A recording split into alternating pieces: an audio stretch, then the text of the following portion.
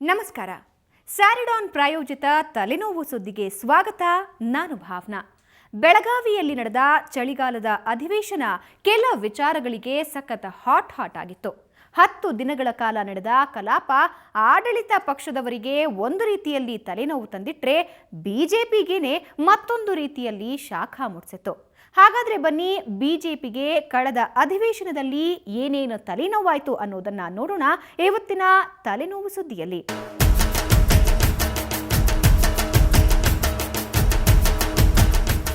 ಕುಂದಾನಗರಿಯಲ್ಲಿ ಚಳಿಗಾಲದ ಅಧಿವೇಶನದ ದಿನಾಂಕ ಪ್ರಕಟವಾದ ಬೆನ್ನಲ್ಲೇ ಪ್ರತಿಪಕ್ಷ ಬಿಜೆಪಿ ಸದನದ ಒಳಗೂ ಹೊರಗೂ ವೀರಾವೇಶದ ಹೋರಾಟ ಘೋಷಿಸಿಬಿಟ್ಟಿತ್ತು. ಆದ್ರೆ ತನ್ನದೇ ಮಾತನ್ನ ಪೂರೈಸೋದೇ ಅದಕ್ಕೆ ದೊಡ್ಡ ತಲೆನೋವಾಗೋಯ್ತು. ಕಬ್ಬಿನ ಬಾಕಿ ಪಾವತಿ ಕುರಿತಂತೆ ಅಧಿವೇಶನ ಆರಂಭದ ದಿನವೇ ಬೃಹತ್ ಹೋರಾಟ ಆಯೋಜಿಸಿತ್ತು.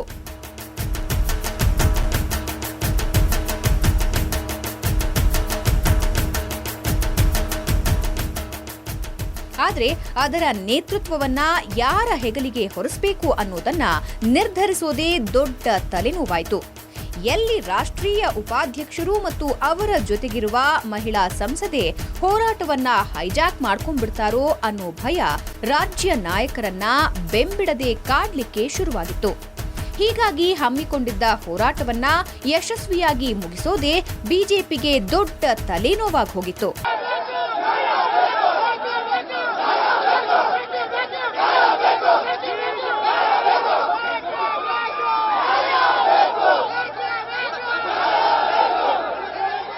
ಬೆಳಗಾವಿಯಲ್ಲಿ ನಡೆದ ಅಧಿವೇಶನಕ್ಕೆ ಬಿಜೆಪಿ ತಿಂಗಳಿಗೂ ಮುಂಚೆನೇ ಸಖತ್ ತಾಲೀಮು ನಡೆಸಿತ್ತು. ಅಧಿವೇಶನದಲ್ಲಿ ಆಡಳಿತ ಪಕ್ಷವನ್ನ ಕಟ್ಟಿಹಾಕೋಕೆ ಏನೇನು ಸಿದ್ಧತೆಗಳು ಬೇಕೋ ಅದೆಲ್ಲವನ್ನ ಅಚ್ಚುಕಟ್ಟಾಗಿ ಮಾಡಿಕೊಂಡಿತ್ತು. ಆದ್ರೆ ಅವರಂದುಕೊಂಡಿದ್ದೇ ಬೇರೆ, ಅಧಿವೇಶನದಲ್ಲಿ ಆಗಿದ್ದೇ ಬೇರೆ. ಈ ಅಧಿವೇಶನದ ಆರಂಭದಲ್ಲೇ ಬಿಜೆಪಿಗೆ ನೀರಿನ ಮೇಲೆ ಹೋಮ ಮಾಡಿದಂತಾಗಿತ್ತು.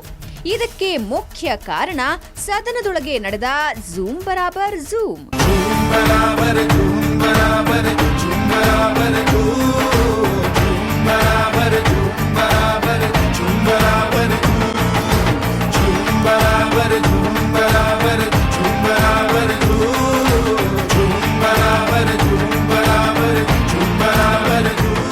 ಬೀದರ್ನ ಕಲಿ ಪ್ರಭು ಚೌಹಾಣ್ ಸಾಹೇಬ್ರು ಸುಮ್ನಿಲ್ಲಾರ್ದೆ ಇರುವೆ ಬಿಟ್ಕೊಂಡ್ರು ಅನ್ನೋ ಹಾಗೆ ಮೊಬೈಲ್ನಲ್ಲಿ ಫೋಟೋ ಝೂಮ್ ಮಾಡಿ ನೋಡಿದ್ರು.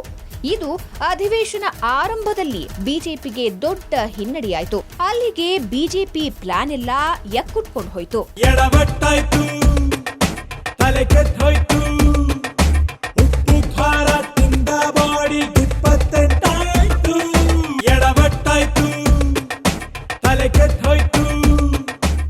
ಮೊದಲೇ ಕೈಯಲ್ಲಿದ್ದದ್ದು ಆಂಡ್ರಾಯ್ಡ್ ಫೋನು. ಬೆರಳ ತುದಿ ತಾಗಿದ್ರೆ ಸಾಕು ಯಾವ್ಯಾವುದೋ ಅಪ್ಲಿಕೇಶನ್ಗಳು ತೆರೆದುಕೊಂಡ್ಬಿಡ್ತವೆ. ಅಂತಹದ್ರಲ್ಲಿ ಸನ್ಮಾನ್ಯ ಪ್ರಭುಗಳು ಗ್ಯಾಲರಿ ಓಪನ್ ಮಾಡಿ ಫೈಲ್ ಶಾಟ್ಸ್ ನೋಡ್ತಾ ಇದ್ರು. ಬರೀ ನೋಡಿದ್ರೆ ಏನೂ ಸಮಸ್ಯೆ ಆಗ್ತಿರ್ಲಿಲ್ಲ. ಗ್ಯಾಲರಿಯಲ್ಲಿದ್ದ ಪ್ರಿಯಾಂಕಾ ಗಾಂಧಿ ಫೋಟೋ ಝೂಮ್ ಮಾಡೋಕೆ ಶುರುವಿಟ್ಕೊಂಡು ಝೂಮ್ ಮಾಡಿದ್ದು ಜಾಸ್ತಿಯಾಗಿ ತಗಲಾಕೊಂಡ್ಬಿಟ್ರು. ತಗಲಾಕೊಂಡೆ ನಾನು ನಿನಗುತ್ತಾರೆ ಕಲ್ಪನಾ ಕೈಲಿ ತಗಲಾಕೊಂಡೆ.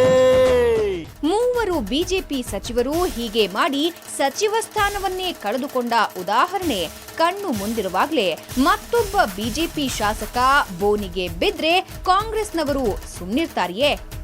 ಅದು ಅಲ್ಲದೆ ಇಲ್ಲಿ ಸುಮ್ಮನಿರುವಂತೆಯೇ ಇರಲಿಲ್ಲ. ಯಾಕಂದ್ರೆ ಇಲ್ಲಿ ಚೌಹಾಣರು ನೋಡಿದ್ದು ಕಾಂಗ್ರೆಸ್ಸಿಗರ ಅಧಿನಾಯಕಿಯ ಪುತ್ರಿಯ ಫೋಟೋ, ಭವಿಷ್ಯದ ನಾಯಕಿಯ ಭಾವಚಿತ್ರ.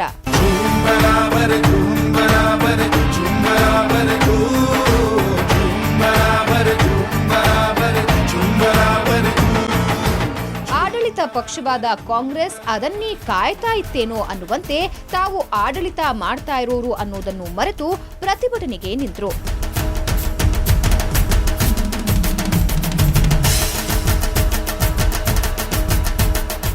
ಬಿಜೆಪಿ ಇರಬೇಕಾಗಿದ್ದ ಪ್ರತಿಭಟನಾ ಜಾಗದಲ್ಲಿ ಆಡಳಿತ ಪಕ್ಷವಿದ್ದದ್ದು ಬಿಜೆಪಿಗೆ ನುಂಗಲಾರದ ತುತ್ತಾಗಿ ದೊಡ್ಡ ತಲೆನೋವಾಗಿ ಹೋಗಿತ್ತು.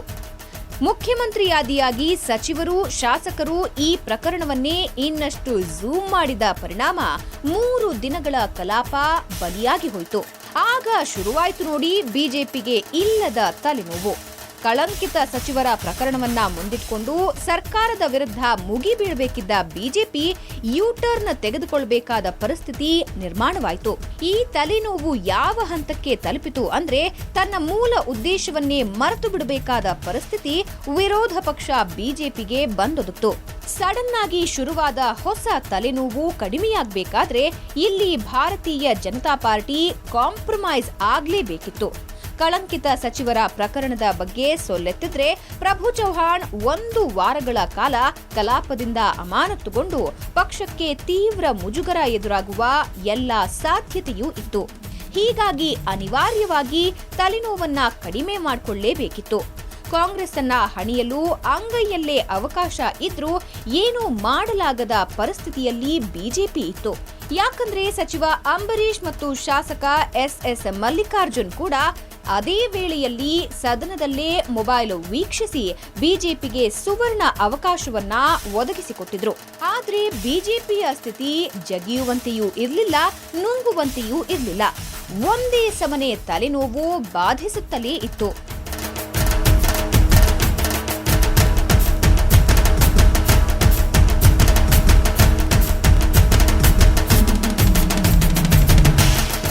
ಇನ್ನೇನು ಪ್ರಭು ಚೌಹಾಣ್ರ ತಲೆನೋವು ಬಿಜೆಪಿಗೆ ಕಡಿಮೆಯಾಯಿತು ಎನ್ನುವಷ್ಟರಲ್ಲಿ ಇನ್ನೊಂದು ತಲೆನೋವು ಕಾಣಿಸಿಕೊಂಡಿತ್ತು.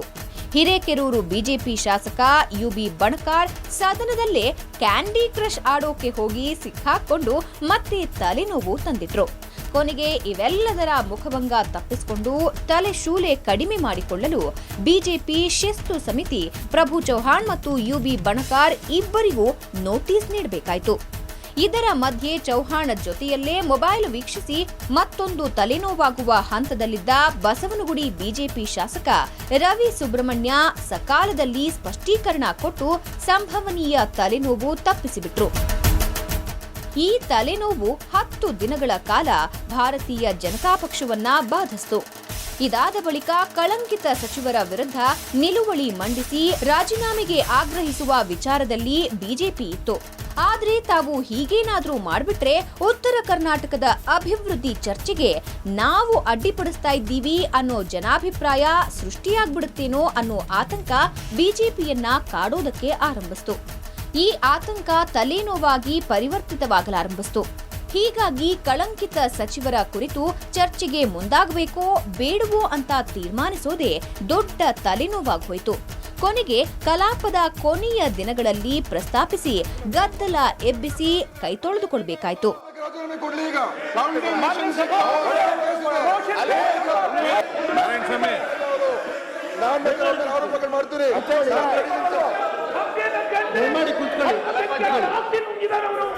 ಇನ್ನು ವಿಧಾನಸಭೆಯಲ್ಲಿ ಬಿಜೆಪಿ ಶಾಸಕ ಉಮೇಶ್ ಕತ್ತಿ ಪ್ರತ್ಯೇಕ ರಾಜ್ಯದ ವಿಚಾರ ಆಗಾಗ ಪ್ರಸ್ತಾಪಿಸಿ ಬಿಜೆಪಿಗೆ ಆಗಾಗ ತಲೆನೋವಿನ ಮಾಪನ ಹೆಚ್ಚಿಸ್ತಾ ಇದ್ರು. ಹೀಗಾಗಿ ಉಮೇಶ್ ಕತ್ತಿಯನ್ನ ಸಂಭಾಳಿಸೋದೇ ಬಿಜೆಪಿಗೆ ಇನ್ನೊಂದು ತಲೆನೋವಾಗಿತ್ತು.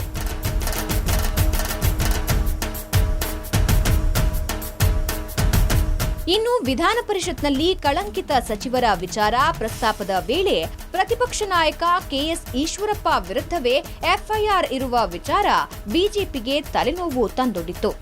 ಹಾಗೂ ಹೀಗೂ ಎಲ್ಲವನ್ನೂ ಸಂಭಾಳಿಸಿಕೊಳ್ಳುವ ಹೊತ್ತಿಗೆ ಬಿಜೆಪಿ ಸಾಕಾಗಿ ಹೋಗಿತ್ತು.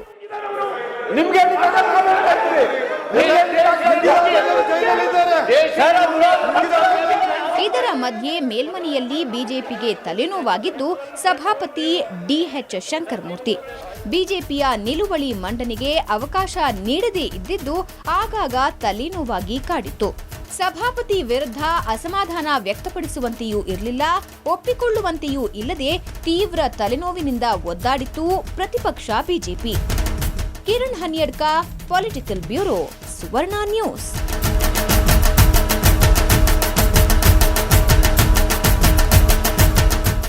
ಒಟ್ಟಾರೆ ಕಳೆದ 10 ದಿನಗಳ ಕಾಲ ಬಿಜೆಪಿಗೆ ಎದುರಾಗಿದ್ದು ಎಲ್ಲವೂ ಅನಿರೀಕ್ಷಿತ ತಲೆನೋವುಗಳೇ.